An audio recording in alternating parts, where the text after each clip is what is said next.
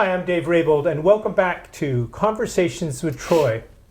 Troy, on the last segment, we got into a little bit about Cuba and a little bit about your interface with the government. Mm-hmm. Now, can you give us a little bit more insight as to how accepted you were and what kind of stuff you actually got to deal with the government of Cuba? It was interesting to me that as I talked to people, the Christian community in Cuba, the Federation of Baptist Churches, the National Council of Churches of Cuba, they work with the government. They have.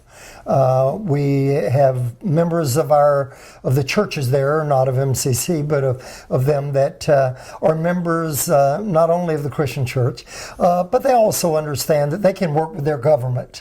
And right. Some of them are members of the Communist Party. And as I talk to people, it was very obvious to me when I talked at the Evangelical Seminary. What I discovered right off the bat, this was the killer of a myth for me. I thought that nobody could speak openly about questioning their government. Right. Well, they do. And they didn't back off for a minute. And this is when, with members of the government in the room. Wow. They had a member of the National Assembly that was in the room. They had a member of the Communist Party who was the best friend of, one of the best friends, I shouldn't say the best friend, right. But one of the best friends of Mariel Castro, whose father is president of Cuba. Right. And so that was very interesting to me, that when here, my partner Philip posted something here lately about he was thrilled to see where she's going to be speaking, Mariel Castro, at our general conference in Canada next year. Nice. And she's talking about GLBT rights in Cuba. We've invited her to come and speak. Nancy Wilson, our elder, did.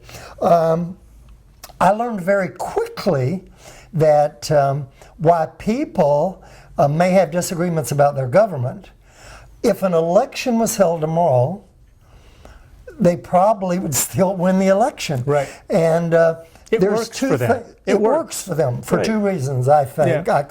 This is simplifying right. it. I'm not an American who goes into a culture and then I know everything. I don't, so I'm not. But there were two things I noticed. Number one, every Cuban has a job. Mm. Now, they're paid from $20 to $60 a month. Okay, but that will buy food and usual pay for rent. I know, but when you're when you know it's the right. way it is. Right. Number two, it was very interesting to me that everybody. The second thing here in my mind now goes setting down just as I was fixing to say it, because the thing. Everybody. They are fed. Right. In other words, there are some things Cuban buy, and there are other things that is provided. Right. And so everybody, I didn't meet anybody, I didn't personally, there may be people there, right. but I didn't see people who were hungry.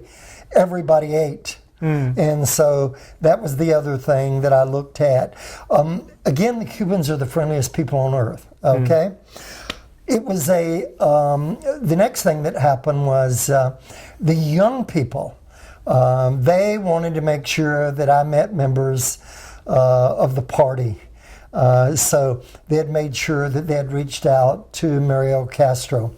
The reason I was there too was Cinesex, which is the big organization, the umbrella organization for all the different gay, lesbian, bi, and transgender groups in Cuba, was having their conference. And when we arrived there, I mean, there were several things happening, but the day before, 3 days before that, the young woman who was in charge of the group and will be our pastor in Matanzas, Cuba, she had reached out to the government and said, we want you to meet Reverend Troy Perry, and he's going to be here. Well, when she didn't hear back from the Minister of Religious Affairs and the Cultural Minister from Matanza, she got on the phone and called Havana. And all at once, the phone call came through, and it was very cute. The minister said to this young person, I didn't mean I wasn't going to meet with Reverend Perry. I'm sorry, but please talk to me first before you talk to Havana, because the Communist Party had told her, this is a very important person, an American, and that we let in, and special visas, and we want to make sure that you meet with them. And we went in the next day, and we met with the minister, and we sat and we talked. I discovered very quickly why they wanted to talk about religion. They wanted to talk about what has happened to them in the embargo.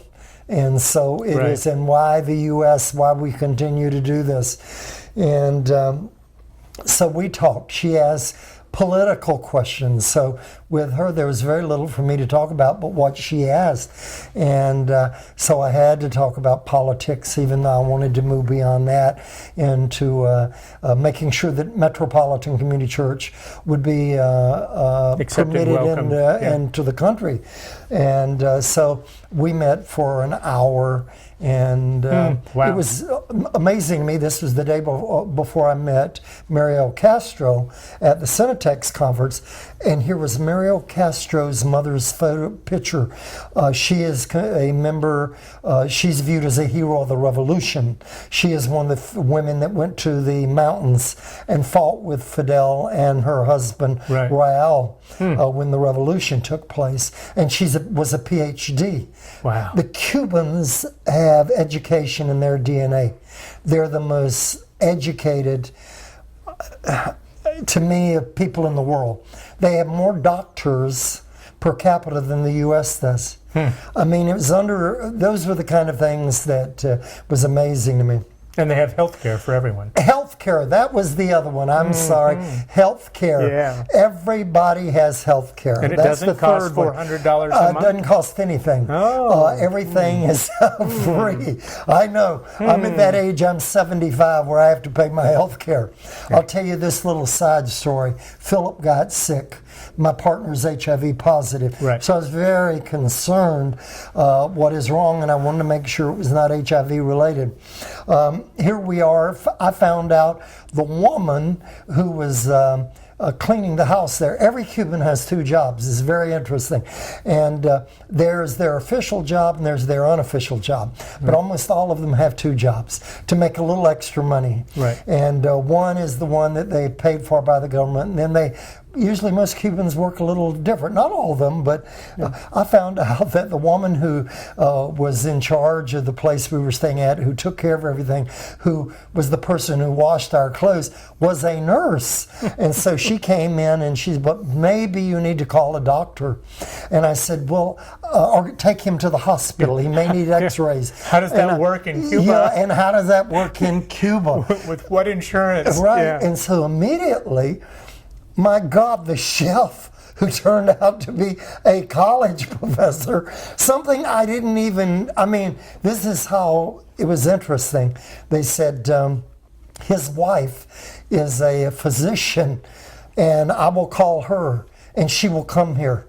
Well, I left Philip with the doctor, came back 3 hours later, and here is this gorgeous woman standing 6 foot in her 8-inch heels, looked like Miss Cuba at Miss Universe contest, his wife.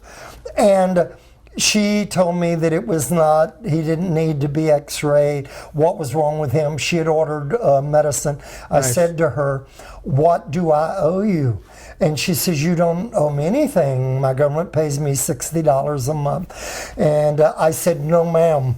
I said, if I was in Los Angeles to get a doctor to come and look at my partner in my home, I would have to lease or sell my condo. Exactly. I said, hey, there's nobody. I am not going to cheat you out of this.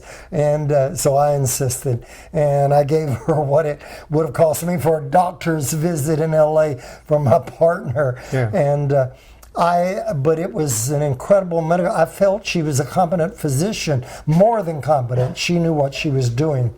And so the next thing that happened, Dave, was the back to the government. Now, here we go in and we meet with the local Communist Party. Nice. But now Havana calls back and they said, no, we want Reverend Perry to come to Communist Party headquarters at Revolutionary Square. Wow. The government wants an official visit. He's going to meet with a minister who's part of Raul Castro's cabinet, and she is the Minister of Religious Affairs.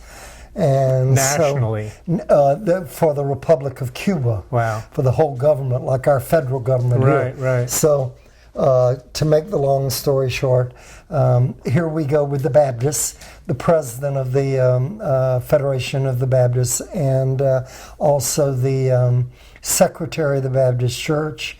I took also my translator with me, who was from North Carolina. Right. And there's Philip and I, Reverend Elder Mona West, and Hector, as we all went in to meet at Communist Party headquarters. Wow. We were very nervous, I was, because it was a great honor. Yeah. People, they let me know. But you don't know exactly what to expect. But you don't know what to expect. Right. And, again, but I knew. Again, thank God I read, and I knew that I would have to talk about, what's happened, and about again the embargo. The embargo. I knew, and but I wasn't afraid of that. I mean, I'm one of those people that I do read. I'm self-educated, but I know what I'm talking about when I walk in the room. And if I don't, I say I don't, and ask the question to make sure that I understand what's being asked. When we arrived in Revolutionary Square, and we were waiting for one of the Baptists to arrive, the president of the Baptist Church. They were there. When we got there, immediately they took away all of our, just like the U.S. government does at the White House normally. They don't do it quite to the extent, but you've already passed through whatever you need to for them to know you're not carrying something in. Right. But they asked us to leave all of our phones and our iPads and that kind of thing, which we did, and a gentleman took those. Then the secretary, the minister, came down and in Spanish invited us up to the room when we arrived. It was as nice as anything that I visited in the U.S. government. When you go in, we had this gorgeous room. She sat on one side of the table. There was probably room for 16 at the conference table, but there was 8 of us there. And she had my translator sit next to her, and Nice. she had Philip, Mona, and Hector, and then the 2 Baptists, they were on the other side. And I am not sure they had been invited in before to the Communist Party headquarters. I don't know that, but they never said a word during the entire meeting. They were like all ears to what was going on. Right. And my translator, every time she spoke, he translated for me, and he was excellent. He said later his head hurt trying to remember for her to translate correct Spanish and for me to correctly translate English. Right. And we started our conversation. It lasted an hour and a half. Wow. And it was not a 5-minute meeting and No. thank you and leave. Right. She started immediately by letting me know she wanted to know more about Metropolitan Community Church. They knew about me, but they wanted to know about our beliefs. She raised issues. I told her what it was like to have 21 churches arson or desecrated Right. in our culture here, that I know what it's like to be persecuted by my government. And, I didn't back away from what I had to say, and it was all Right. true. Right. And she she immediately got into the embargo too, and I understood that was going to come up, and I didn't have to back away from that. Of course. I told her I disagreed with it, which I do, and I said, I told her first I wanted to thank her for seeing me, that when President Castro and President Obama talked on the telephone and it was announced, I said, it was incredible. I said, for the first time in history, we watched President Castro speak live on American television the entire speech that he made to the National Assembly here. Yeah. And so I'm sophisticated usually when I can talk like that. We talked about everything from manifest destiny, when America believed that it belonged to them. And as we moved west, we murdered every minority group in the way. Yeah. Every American, Native American tribe we murdered. Yeah. We didn't care. We had slaves. We took them right out west, keeping them as slaves. So I could honestly talk about, the flaws. And I'm a joy. I'm glad I'm an American citizen. I love my country. Absolutely. I know how it works here. But we have made a few mistakes. But we have made mistakes too. Yeah. And we were treated so well. The Cuban coffee came in, juice, water, everything in the meeting. But we had a hard conversation. I told her about, she explained to me she was so upset because the Miami Herald had just ran an article saying that the American Bible Association said they were going to put 1 million Bibles in 1 million Cuban homes. And she said, if you would lift the embargo, the Cubans could have every Bible they wanted. Yeah. Said, part of it has been the American problem too. And I understood that. And we immediately, I said yes, and God knows which version of the Bible they want to put 1 million copies of in homes here. Thank God for Mona West. She's the one who brought that up. When we finished speaking, Mona West then spoke about being a woman in Metropolitan Community Church. Right. I gave my testimony, and I had told her how MCC came to exist, what transpired and what happened. I witnessed to her, like I have all over the world, that God spoke to me. I didn't back away from that. I didn't have to. I mean, I'm who I am.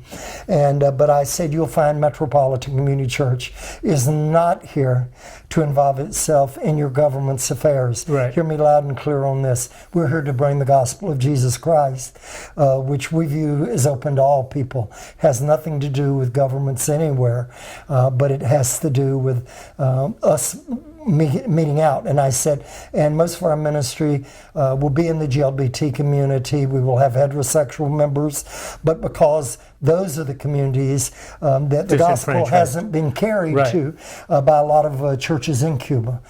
She was very concerned too that the Southern Baptists don't all at once show up and try to give millions of dollars to the Cuban Southern Baptist Church and spread the nonsense they view that they've spread here. Right. They forget, and I told her, I said, we teach that Jesus came to take away our sins, not our minds. So I said, we talked. And when it was over with, I thanked her profusely. We went downstairs, photographs taken with her, and for their press as well. The Cuban press. It was very interesting. Yeah.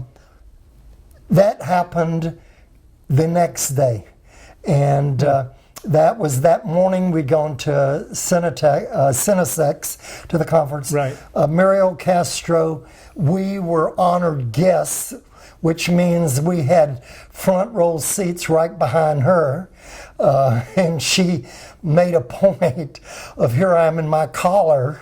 Right. They'd had almost no clergy that had come in collars there except American clergy who may have been there. I met Americans there. I met an American college professor who was there speaking in Spanish from Puerto Rico. He and his partner were married in our church in Boston. I mean, it's things like this that, another young man from the unions in America he said, my biggest problem with my family, he said, is that I have come to Cuba. He said, not that I'm openly gay, because they are one of the Cuban families that left Cuba. And says, he said, they're having more problems that I'm come here. But he said, this isn't the first time, Reverend Perry. And we were invited, of course, by her to have dinner, lunch with them in a private dining room, our delegation with her and the other speakers. Nice. And then we went to headquarters. And then it was the next day, or 2 days later, pardon me, that was Gay Pride in Havana. And you know I'll what? talk about that. That we're going to have to get into on the next segment. Okay, great. Well, thank you very much. And thank you for joining us, and tune in again for more Conversations with Troy.